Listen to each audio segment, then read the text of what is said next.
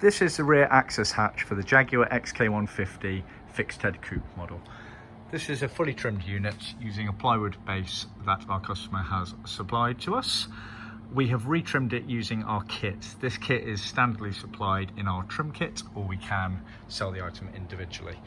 The kit consists of two main materials. You have Moquette, which is this material here, which is very high wall content material originally used by Jaguars for certain areas of the car. This Moquette area was on the main cockpit side of the car. The other side of the plywood hatch is Hardura. Hardura is a felt back plastic material, self-coloured to the interior trim. The Hardura went on the boot trunk side and obviously matched the boot trunk mat and boot trunk sides. You then get leather tabs, which obviously keep the hatch up in place when not laid down. The leather tabs are sold separately.